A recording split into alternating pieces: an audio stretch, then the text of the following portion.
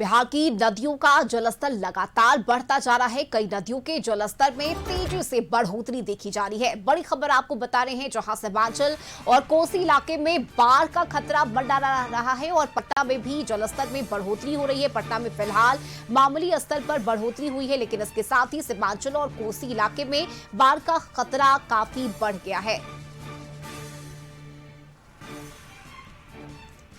और सीधे रुक कर लेते हैं, संवाददाता नीरज का हमारे साथ जुड़ चुके हैं। नीरज, देखिए, बाढ़ एक ऐसा दंश है जो हर साल बिहार के लोग झेलते हैं और इस बार भी कुछ ऐसा ही होता हुआ नजर आ रहा है। कई ऐसी नदियां हैं बिहार में जिसमें लगातार तेजी से बढ़ोतरी देखी जा रही है जलस्तर में। फिलहाल आपके पास क्या जानकारी नीरज, और किस तरह से प्रशासनिक तैयारी की गई है?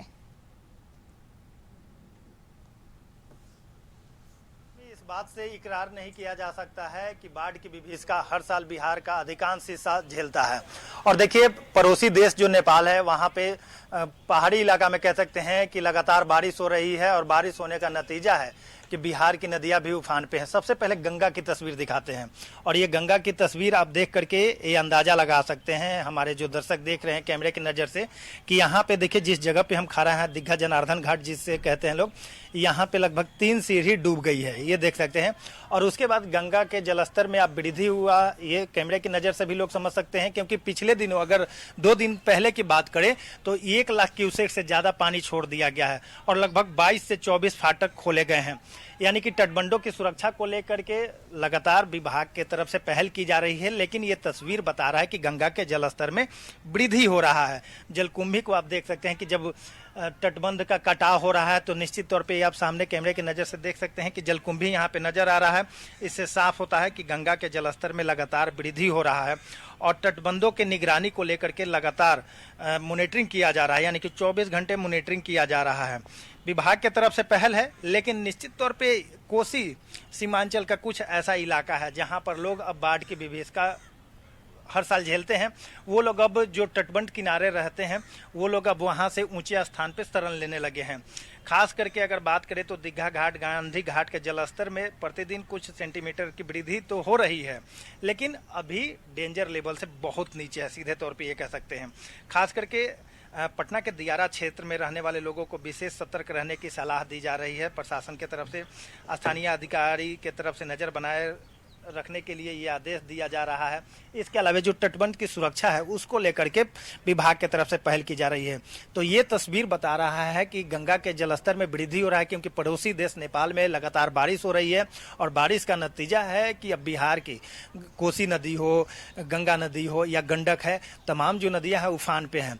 लेकिन आने वाला समय में निश्चित तौर पर बिहार के जो अधिकांश जिला हैं जो गंगा किनारे बसे हुए हैं, गंडक किनारे बसे हुए हैं, उन लोगों को अब ऊंचे स्थान पे प्रशासन के तरफ से भी और विभाग के तरफ से, सरकार के तरफ से भी ये आदेश दे दिया जाता है कि गंगा के जलस्तर के वृद्धि होने के साथ ही आप ऊंचे स्थान पे शरण ले। और लोग निश्चित तौर पे जो हर साल बाढ़ की विभीषिका का दंश झेलते हैं, वो लोग अब ऊंचे स्थान पे अभी से ही अपने मवेशियों को लेकर के शरण लेने लगे हैं।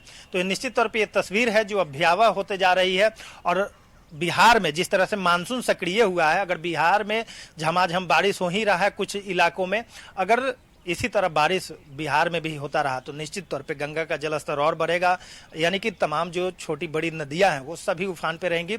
और उसके बाद कई ऐसे जिले हैं जहां पर बाढ़ से लोगों की परेशानी होगी और सरकार के तरफ से राहत कार्य जो होते हैं वो जो हर साल चलाए जाते हैं, इस साल भी चलाए जाते हैं, लेकिन तटबंध की निगरानी को लेकर के विभाग के तरफ से लगातार मॉनिटरिंग की जा रही है। जी बिल्कुल नीरज, देखिए, इसे लेकर सरकार की तरफ से पहले से तैयारी की गई है, लेकिन क्या कुछ जानकारी है, क्या प्री प्लानिंग है सरकार की, ताकि इस बार बाढ़ से लोगों को बचाया जा सके? क्योंकि कटाव भी बड़ी संख्या में देखा जाता है, कई ऐसे उपजाऊ जमीन है जो पानी में विलीन हो जाते हैं। ऐसे में इसे लेकर किस तरह से व्यवस्था की गई है? बिल्कुल आपने सही कहा, लेकिन देखिए हम एक चीज आपको बताना चाहते हैं, अपने दर्शकों को बताना चाहते हैं कि कोसी क्षेत्र ऐसा है कि वो हर साल बाढ़ की विभीषिका का दंश झेलता है। और एक हम कैमरे की नजर से तस्वीर आपको दिखाएंगे, अपने दर्शकों को दिखाएंगे कि देखिए ये अभी हम दिग्घा घाट, जनार्दन घाट पे हैं और ठीक उसके सामने आप देखेंगे कि जहाँ पे नाव लगी हुई दियारा क्षेत्र है। जैसे ही गंगा का जलस्तर बढ़ेगा, जहाँ पर दियारा के जो लोग हैं वो लोग सब्जी का फसल करते हैं, बहुत सारे लोग गेहूं मक्का का भी फसल करते हैं। लेकिन जैसे ही गंगा का जलस्तर बढ़ेगा, ये जो पूरा जो इलाका आप देख रहे हैं पीछे साइड में सामने दियारा का इलाका है, वो तमाम जो है जलमग्न हो जाएगा। तो ऐसे में आप समझ सकते हैं कि एक तरफ किसानों के जो फसल हैं वो क्षतिग्रस्त हो जाएंगे, नष्ट हो जाएंगे।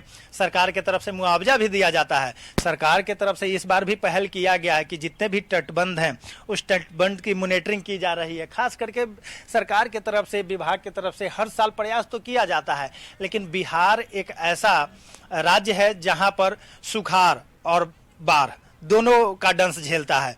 अब जो है, अब सुखाड़ नहीं, अब बाढ़ का दंश झेलने के लिए कोसी क्षेत्र जो है, कोसी क्षेत्र के कई ऐसे इलाके हैं, कई जिले ऐसे हैं जो हर साल बाढ़ की विभीषिका से परेशानी से परेशान रहते हैं। सरकार पर वो लोग आरोप भी लगाते हैं, सरकार भी अपने तरफ से पहल कर रही है, लेकिन इस बार भी बाढ़ की विभीषिका झेलने के लिए जो कोसी क्षेत्र के जो इलाके हैं वो तैयार हैं। और खास करके अगर सारण, गोपालगंज, सिवान की अगर बात करते हैं तो यहाँ पे भी गंडक नदी है। जब ये तमाम गंगा, कोसी, ये सब तमाम जो नदियों में जब जलस्तर बढ़ता है तो निश्चित तौर पे गंगा नदी के साथ साथ गंडक नदी में भी जलस्तर बढ़ता है।